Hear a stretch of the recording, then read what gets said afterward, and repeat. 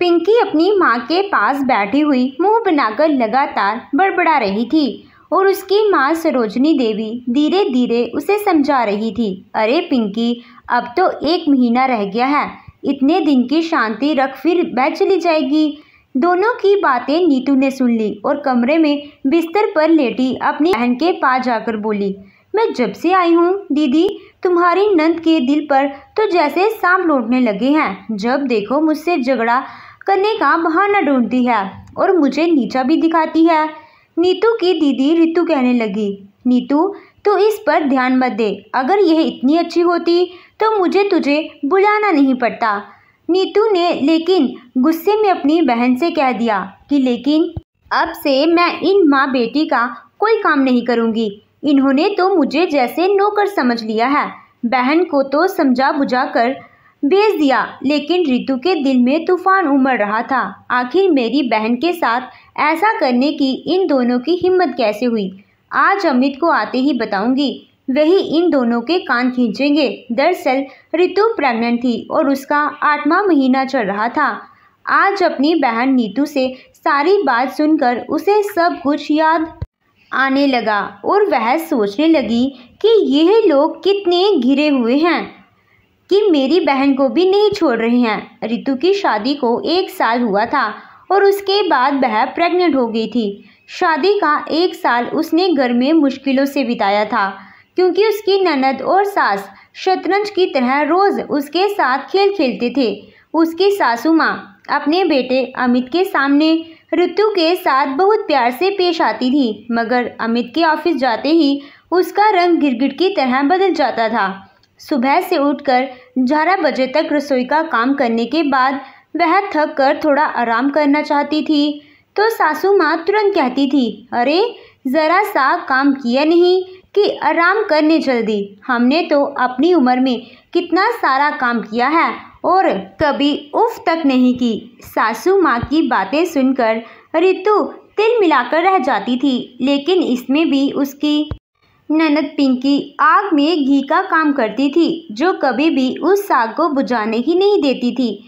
लेकिन धीरे धीरे रितु अपने पति को समझने में कामयाब हो गई कि उसकी माँ और बहन उसकी गैर मौजूदगी में उसके साथ कैसा व्यवहार करती हैं।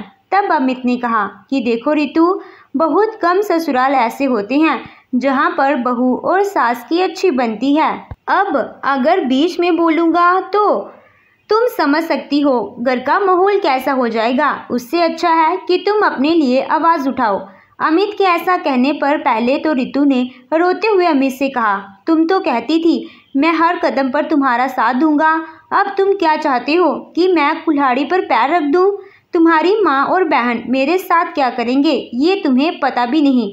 यह सुनकर अमित उसका चेहरा देखता ही रह गया और उसको शांत करवाने लगा। लेकिन यह बात भी पिंकी ने उनके कमरे पर कान लगाकर सुन ली थी और तुरंत अपनी माँ के पास जाकर उनके कान भरने शुरू कर दिए थे। मम्मी, मुझे लगता है कि अब हमारा भाई अपना नहीं रहा, क्योंकि उनकी बीवी का जादू चलने लगा है। कैसे रो रो कर हमारी शिकायत कर रही है और भाई को सब सच लग रहा है। जैसे ही अमित कमरे से बाहर आया तो सासू माँ कमरे में दनदनाती हुई जा पहुंची और रितु पर बरस पड़ी। हमने कोई कमी रखी है क्या?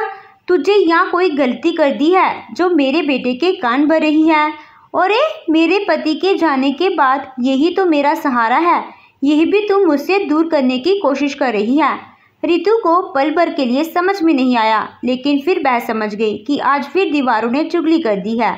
लेकिन तभी उसे अमित की बात याद आई और उसने तुरंत चिल्लाकर कहा, आपकी पोल खोल दी तो घबरा क्यों रही हो?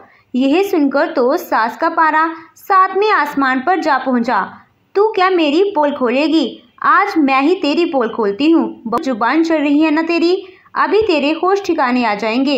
इतना कहकर उसकी सास सरोजनी देवी पैर पटकते हुए कमरे से बाहर आई और ड्राइंग रूम में बैठे अमित से बोली, तेरी बीवी ने तो तुझे बहुत भड़का लिया और मेरे लाडले बेटे, तूने मेरे खिलाफ सुन भी लिया। लेकिन तुझे सच मैं बताती हूँ, सारा दिन यह घर में करती ही क्या है? तेरी ऑफिस जाते ही कमरा बंद करके बिस्तर पर पड़ जाती है और पूरे दिन एसी ऑन रखती है।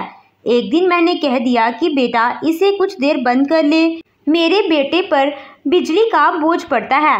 तो तुझे पता है इसने क्या कहा? इसने कहा कि एसी मेरे बाप के घर से आया है और यह मेरा पति है। तुम लोग मेरे पति की कमाई खाते हो तो मुझसे पंगा लेने की जरूरत नहीं है। इतना कहकर सरोजनी देवी ने इस तरह आंसू बहाए और कहा कि बेटा तू कहता है तो मैं तुझे अलग कर देती हूँ, मगर मैं रोज रोज तेरी बीवी के ताने नहीं सुन सकती। अपनी माँ के आंसू देखकर नरम पड़ गया और उनको शांत कराते हुए बोला, मम्मी जी मैं उसको समझा दूंगा, लेकिन आप शांत हो जाओ और आपका बेटा आपको छोड़कर कहीं नहीं जाने वाला है।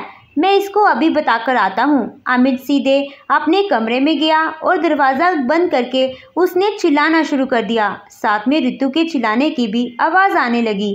यह सुनकर सरोजनी देवी के कलेजे को ठंडक मिल रही थी। पिंकी हंसकर सरोजनी देवी से कहने लगी कि माँ अब आया ना मज़ा, बहुत उछल रही थी, अब भैया इसको सीधा कर देंगे। उधर बार बार खिड़की से ड्राइंग रूम की तरफ अमित झांक कर देख रहा था। कुछ देर बाद आवाज़ आनी बंद हो गई। रितु ने मुस्कुराकर अमित से धीरे से कहा, वैसे ये आइडिया तो अच्छा है, मगर पता नहीं कितने दिन तक काम करेगा, क्योंकि तुम्हारी माँ तो हर वक्त चूल्हे पर रखे पानी की तरह उबलती रहती है। दरअसल अमित ने अपनी माँ को दिखाने के लिए रितु को डांट दिया था और उसके बाद शांति हो गई थी। लेकिन बाद में सरोजनी देवी बार बार रितु को ताने देती थी कि देख मेरी बेटी ने तेरे होश ठिकाने लगा दिए ना, अब अगर उल्टा जवाब देने की कोशिश की तो तेरी जुबान काट के हाथ में दे दूंगी। अमित ने अपनी माँ को शांत करने का रास्ता ढूंढ लिया था, जिससे कई बार झगड़ा शांत हो जाता था और रितु भी बेकार की टेंशन से बच जाती थी। 1 साल बाद जब रितु प्रेग्नेंट हुई तो उसकी तबीयत बहुत ज़्यादा खराब रहने लगी, मगर सासू माँ तो यह समझने के लिए तैयार ही नहीं थी। वह हमेशा उसको सुनाकर कहती थी कि बच्चे के बहाने आराम करने का यह बढ़िया तरीका है, कहीं भी चक्कर खाकर गिर जाती है। मुझे पता है यह सब नाटक करती है, लेकिन एक बार जब अमित के सामने रितु रसोई में काम करते करते बेहोश हो गई तो वह उसे तुरंत अस्पताल ले गया। डॉक्टर ने चेकअप के बाद कहा कि यह खाने पीने का ध्यान नहीं रख रही हैं, इसीलिए ऐसा हो रहा है। यह बहुत कमज़ोर है, अगर अभी आपने ध्यान नहीं रखा तो बच्चा कमज़ोर पैदा होगा, इसीलिए उनके खाने पीने का ध्यान रखिए। यह सुनकर तो अमित दंग रह गया, क्योंकि घर में वह हमेशा रितु के लिए फल लाकर रखता था और घर में दूध भी ज़्यादा आने लगा था। अस्पताल से बाहर निकलते ही अमित ने रितु से कहा, रितु अब तुम प्रेग्नेंट हो और खाने में कामचोरी दिखाने की कोई ज़रूरत नहीं है। तो रितु की आंखों में आंसू आ गया और उसने कहा, इसमें मेरी गलती नहीं है, यह तो तुम अपनी माँ से पूछो, वह फल गिन गिन कर रखती हैं और दूध भी निगाहों से नाप लेती हैं। मुझसे कहती हैं कि अगर ज़्यादा खाएगी तो बच्चा मोटा हो जाएगा। यहाँ तक कि यही बात उन्होंने पड़ोसियों से भी खुलवाई है। तुम ही बताओ मैं क्या करती। अमित को यह सुनकर बहुत गुस्सा आया। उसने घर आकर अपनी माँ से कहा, माँ रितु को डॉक्टर ने अच्छे से खाने पीने के लिए कहा है और आपको इसे रोकने की कोई ज़रूरत नहीं है। फल दूध से बच्चा मोटा नहीं हो जाएगा, बल्कि ना खाने से यह कमज़ोर हो चुकी है। मैं नहीं चाहता कि फिर से इसकी हालत बिगड़ जाए और मेरे बच्चे को कुछ हो जाए। अरे पैदा होगा तो आप भी तो दादी बन जाओगी। सरोजनी देवी ने मुंह बनाकर कहा, मुझे पता है पोता इसको पैदा ही नहीं होगा, क्योंकि इसकी माँ ने खुद 3 लड़कियाँ पैदा की हैं। अमित ने पिंकी से कहा कि पिंकी आज से तू अपनी भाभी के खाने पीने का ध्यान रखेगी। दिन में 2 बार रितु को फल काट कर दे देना, क्योंकि वह खुद तो खाने वाली नहीं है। पिंकी ने तुरंत कहा कि मैं इनकी नौकर नहीं हूँ और किसी ने क्या इनके हाथ रोक दिए हैं जो ये खुद नहीं खा सकती। ऐसा लग रहा है कि जैसे यह दुनिया की पहली प्रेग्नेंट होते हैं। अपनी बहन के मुंह से ऐसी बातें सुनकर अमित का हाथ उड़ते उड़ते रह गया। उसने रितु से जाकर कहा कि ऐसा करते हैं, तुम्हारी बहन नीतू को यहाँ बुला लेते हैं, उसके सामने ये दोनों चुप रहेंगी और यह वक्त भी गुजर जाएगा। रितु को अमित की बात ठीक लगी और उसने अपनी बहन को फ़ोन कर दिया। नीतू अपनी बहन के पास आने की बात से खुश हो गई और माता पिता ने भी हाँ कर दी, जिससे अगले दिन अमित उसको लेकर आ गया। नीतू को घर में देकर सरोजनी देवी और पिंकी फटी आंखों से देखती रह गई और अकेले में अमित से कहने लगी कि इसको बुलाने की क्या ज़रूरत थी। तो अमित ने कहा कि यह अपनी बहन का ध्यान अच्छे से रख लेगी, क्योंकि पिंकी और आपसे नहीं हो रहा है। दोनों ही अमित के सामने अपना गुस्सा दबा कर रह गई। मगर जब अगले दिन अमित ऑफिस चला गया तो सासू माँ ने सुबह ही नीतू को ढेर सारे काम बता दिए। उधर पिंकी ने भी नीतू से कहा कि नीतू, मेरे कमरे में तुम प्लीज़ सफाई कर देना। नीतू अभी पिंकी का पैंतरा जानती नहीं थी। उसने भी जाकर पिंकी के कमरे की सफाई कर दी। लेकिन जब वह बहुत थक गई तो उसने रितु से कहा कि दीदी, मैं बहुत थक गई हूँ। और उसने रितु को बताया कि पिंकी ने अपना कमरा साफ करवाया था। तब रितु को यह सुनकर बहुत गुस्सा आया कि मेरी बहन यहाँ तुम लोगों की ख्वाहिशें पूरी करने नहीं आई है। उसने अमित से आते ही कह दिया कि पिंकी से कह दो कि अपने कमरे की सफाई खुद कर लिया करे। इसकी हिम्मत कैसे हुई मेरी बहन से यही काम कहने की। अमित ने भी पिंकी से जाकर कहा तो पिंकी झट से गुस्से में बोली, भैया, अगर नीतू को नहीं करना था तो मेरे मुंह पर कह देती। आपसे मेरी शिकायत करने की क्या ज़रूरत थी? और मैं उसकी बहन की ननद हूँ। अगर थोड़ा सा काम कह भी दिया तो क्या हो गया? यह बात नीतू ने सुन ली और वह हैरान रह गई कि अब पिंकी किस तरह बात कर रही है। अमित ने आकर नीतू से कहा कि नीतू, बस तुम अपनी बहन का काम कर दिया करो और इसका ख्याल रखना है। बाकी घर में किसी चीज़ पर ध्यान मत देना। फिर उसने जाकर अपनी माँ से कहा कि माँ, नीतू इस घर में अपनी बहन का ख्याल रखने के लिए आई है। उस पर इस तरह घर के सारे काम मत डालिए। पिंकी को भी घर का काम करने को बोलिए और वही अब से सफाई करेगी। यह बात सुनकर तो सरोजनी देवी बौखला गई। अरे, यह उसकी बहन का ससुराल है और बहन के ससुराल में अगर यह थोड़ी मदद कर देगी तो क्या घट जाएगा। इस घर में आकर रोटी भी तो खा रही है, उसके बदले काम करने में इसके हाथ पैर दुख रहे हैं। इसकी बहन क्या कम थी जो यह भी यहाँ महारानी बनना चाहती है। अमित ने अपने माथे पर हाथ मार लिया और गुस्से में उठकर चला गया। पिंकी ने सरोजनी देवी से कहा कि इस नीतू को तो कल मैं बताऊंगी, भैया को ऑफिस जाने दो। रितु तो नहा धोकर बिस्तर पर आराम करती थी और ज़्यादा कमरे से नहीं निकलती थी। नीतू उसके लिए खाना बनाती थी और इसीलिए उसे सरोजनी देवी और पिंकी का खाना भी बनाना पड़ता था, क्योंकि सरोजनी देवी उसको सुनाने लगती थी। बहन क्या कम थी जो तेरा मेरा करती थी, अब यह आकर भी यहाँ तेरा मेरा कर रही है। इसीलिए नीतू चुपचाप खाना बना देती थी। लेकिन अगले दिन पिंकी ने ड्राइंग रूम में नीचे पानी गिरा दिया और नीतू को आवाज़ देकर कहा कि यह पानी गिर गया है, अगर माँ आ गई तो फिसल जाएगी, तुम इसको साफ कर दो। नीतू ने तुरंत कह दिया कि मैं तुम्हारी नौकर नहीं हूँ और अगर तुमसे गिरा है तो तुम ही साफ करो। पिंकी ने आंख निकालकर कहा कि मैं तुम्हारी बहन की ननद हूँ, मुझसे जुबान चलाने की जरूरत नहीं है, वरना सोच लो बाद में तुम्हारी बहन का क्या हाल होगा। नीतू ने यही बात रोते हुए रितु को बता दी। रितु का गुस्से के मारे खून खौलने लगा और उसका बीपी हाई हो गया। रितु की तबीयत खराब होते देखकर नीतू ने सोच लिया कि मैं अब आगे से अपनी बहन को कुछ नहीं बताऊंगी। एक दिन अमित ने कहा कि नीतू, तुम आज खाना मत बनाओ, आज मैं खाना बाहर से मंगवाऊंगा, तुम भी तो थक जाती होगी। नीतू ने भी खुश होते हुए कहा कि अरे वह जीजा जी, फिर तो आज पार्टी हो जाएगी, लेकिन हाँ, खाने के साथ आइसक्रीम ज़रूर मंगवा लेना। यह बात पिंकी ने सुन ली और अपनी माँ से जाकर बोली, मम्मी, भाई तो मेरा है, लेकिन देखो कैसे नीतू मेरे भाई से खर्च करवा रही है। अमित ने ऑर्डर कर दिया और जैसे ही वह डिलीवरी बॉय से खाना लेने बाहर निकला तो पिंकी ने अपने भाई को सुनाकर कहा कि बाहर से लोग आकर मेरे भाई का खर्चा करवा रहे हैं और मेरा भाई अपना भाई अब मुझको पूछता भी नहीं है। अमित ने तिरछी निगाह पिंकी पर देखा और जब खाना लेकर वापस अंदर आया तो उसने पिंकी से गुस्से में कहा, पिंकी, एक तो तू कुछ काम नहीं करती है और वह सारा दिन काम करती है, अपनी बहन का घर संभाल रही है, तो क्या एक दिन बाहर से खाना नहीं आ सकता।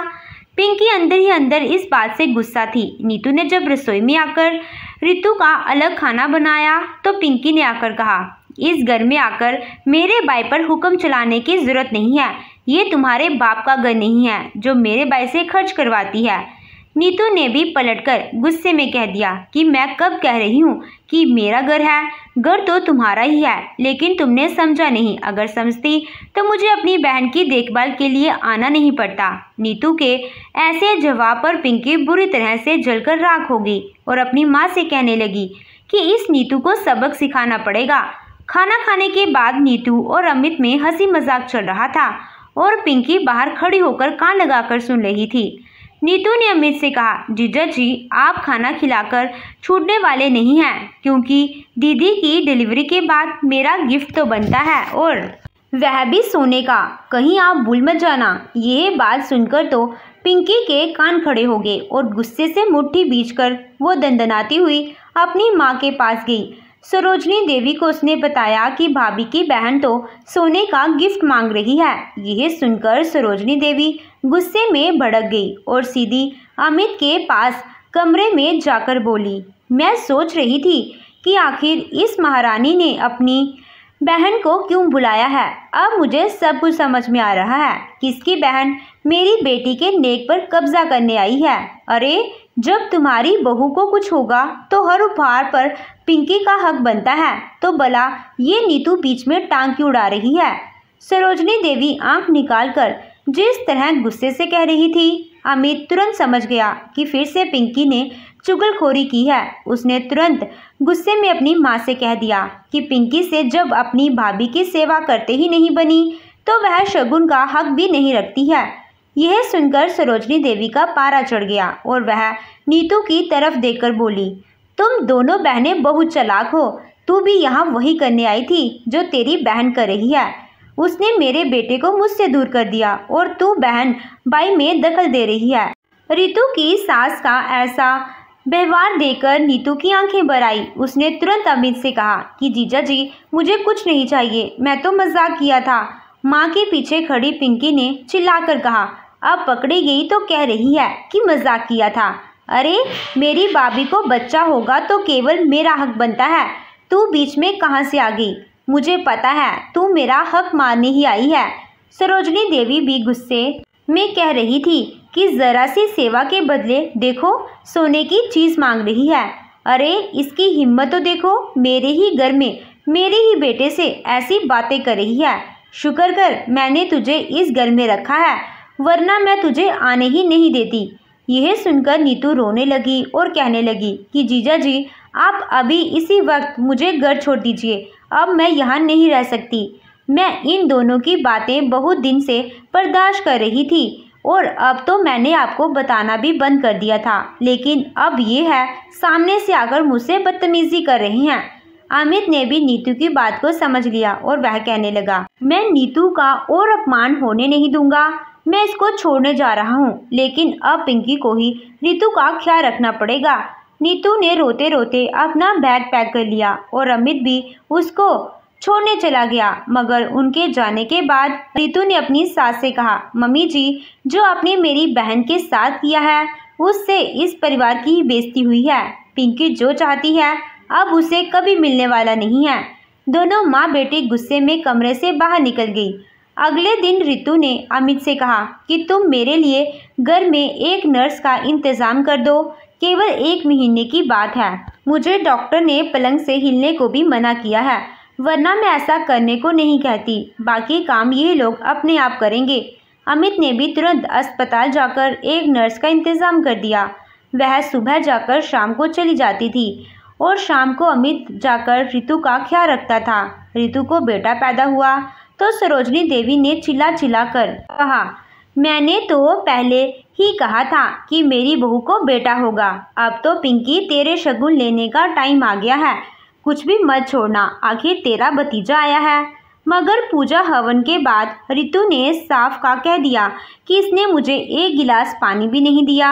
आखिर किस बात का हक चाहिए। भाभी की इज्जत तो कर नहीं पाती, लेकिन शगुन लेने के लिए भाभी याद आ गई। मैं इसको कुछ नहीं देने वाली।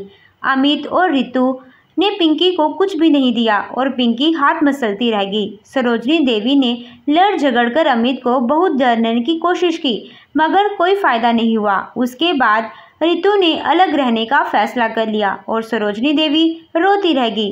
रितु ने साफ कह दिया कि वह अपने बेटे को ऐसे संस्कार नहीं देना चाहती जो अपनी बेटी को दिए हैं। बेटा यहाँ रहेगा तो वही सीखेगा जो यहाँ होता है। वह अमित के साथ अलग रहने चली गई और सरोजनी देवी कुछ नहीं कर पाई। तो दोस्तों, आपको ये कहानी कैसी लगी कमेंट करके हमें ज़रूर बताइएगा। कहानी अच्छी लगी हो तो वीडियो को लाइक कीजिएगा, चैनल पे नहीं हो तो चैनल को सब्सक्राइब कीजिएगा। Thank you.